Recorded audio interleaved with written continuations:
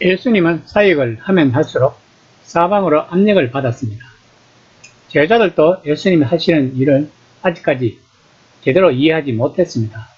그런데 사람들은 병을 고쳐달라고, 악한 영을 쫓아내달라고, 이런저런 문제를 해결해달라고 사방에서 몰려들었습니다. 예수님이 유명해지면 질수록 반대 세력도 커져갔습니다. 어떤 사람들은 심지어 예수님이 마귀와 한 통속이라고까지 말했습니다. 그런데도 예수님은 사역을 멈추지 않았습니다. 왜 예수님은 멈추지 않았을까요?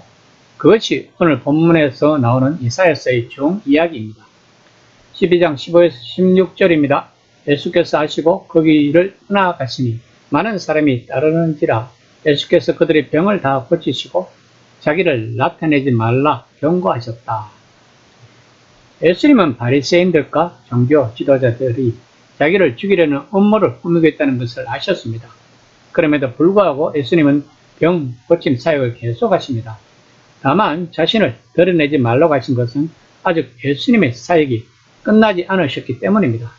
즉 예수님이 십자가를 지시기 전 자신에 대한 그릇된 오해와 편견으로 말미암아 빚어지게 될 여러 가지 난관을 사전에 방지하기 위함이었습니다. 그러시면서 예수님은 이사야서를 인용합니다. 12장 17에서 18절입니다. 이는 선지자 이사야를 통하여 말씀하신 바, 보라 내가 택한 종, 곧 내 마음에 기뻐하는 바, 내가 사랑하는 자로다. 내가 내 영을 그에게 줄 테니 그가 심판을 이방에 알게 하리라. 마태는 이사야서를 많이 인용하는데 그 이유는 이사야가 메시아로서의 주의 종에 대해 많이 예언했기 때문입니다.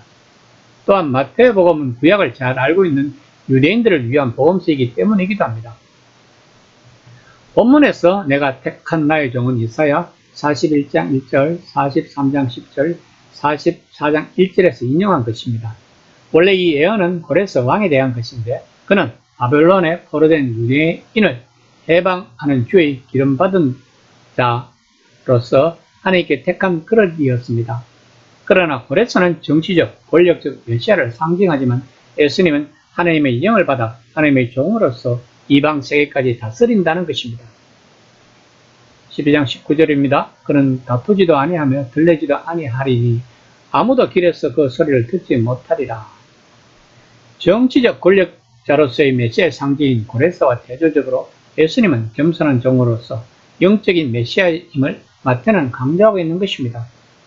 또한 예수님은 자신을 죽이려고 음모를 꾸미는 바리새인들과 다투지도 아니하고 들레지도 아니하는 자신을 드러내지 말라고 한 것을 이사야 예언처럼 성취가 되었다고 마태는 말하고 있는 것입니다.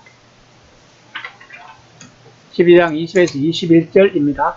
상한 갈대를 꺾지 아니하면 꺼져가는 신지를 끄지 아니하기를 심판하여 이길 때까지 하리니 또한 이방들이 그의 이름을 바라리라 함을 이루려 하심이니라.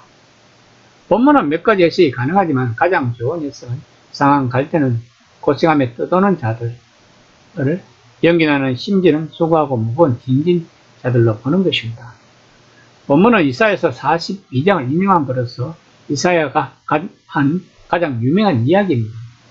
이사야가 말하는 하나님의 종은 특이한 인물입니다.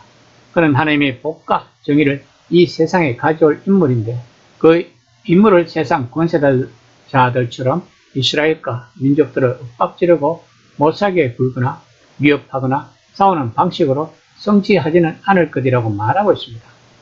다만 하나님의 사랑과 은혜를 이스라엘과 이 세상 어두운 구석구석에 전하면서 하실 것이라고 말하고 있는 것입니다. 마태는 지금 예수님의 사역의 결말, 즉 십자가에 처형이 된 것을 아는 상태에서 그 사역을 돌아보고 있는 것입니다. 마태는 예수님을 하나님의 종으로 본 것입니다. 우리의 죄 때문에 십자가에 죽으실 때만 아니라 이미 갈릴리에서 일을 하는 방식에서도 그 종의 모습을 본 것입니다. 그것을 예수님을 따르는 유대인들에게 이야기를 하고 있는 것입니다. 이 당시 이스라엘은 폭력과 오만의 길에 몰두하고 있었습니다. 평화를 원하고 평화를 위해 일하는 사람들의 주장은 언제나 더 많은 돈과 땅과 안정과 지위를 원하고 그것을 얻기 위해서 싸우고 죽이기까지 할 수 있는 사람들의 외침이 묻히고 맙니다. 이 세상의 관점에서 볼 때 위대하고 힘있는 자들은 자신의 요구를 관철시키고야 합니다. 세상은 목소리가 큰 사람의 요구부터 들어줍니다. 이 세상에서 잘 되려는 사람들은 자신의 길에 방해되는 사람들을 가차없이 제거합니다. 쓰러져서 부러질 수도 있는 갈대나 불이 다 꺼져가는 심지처럼 약한 것들은 그들은 아무 망설임 없이 짓밟아 버립니다. 하지만 이것은 결코 종의 길이 아닙니다. 이 세상은 오만의 길에 익숙합니다. 그런데 그와는 정반대의 종이 여기에 있다고 마태는 지금 말하고 있는 것입니다. 그분은 단 하나의 빛이며 단 하나의 희망이라고.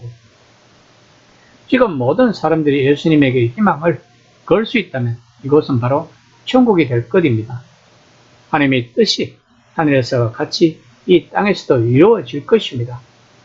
우리들은 모든 사람들에게 이런 예수님을 전하는 사명을 맡은 자들입니다. 이런 예수님이면 우리들이 어찌 희망을 걸지 않을 수 있겠습니까? 특히 일에 지치고 억눌린 교회의 일꾼들, 그리고 도움을 바라며 성경을 뒤지고 예수님을 찾는 사람들에게 예수님을 통해 새로운 희망을 찾을 수 있을 것입니다.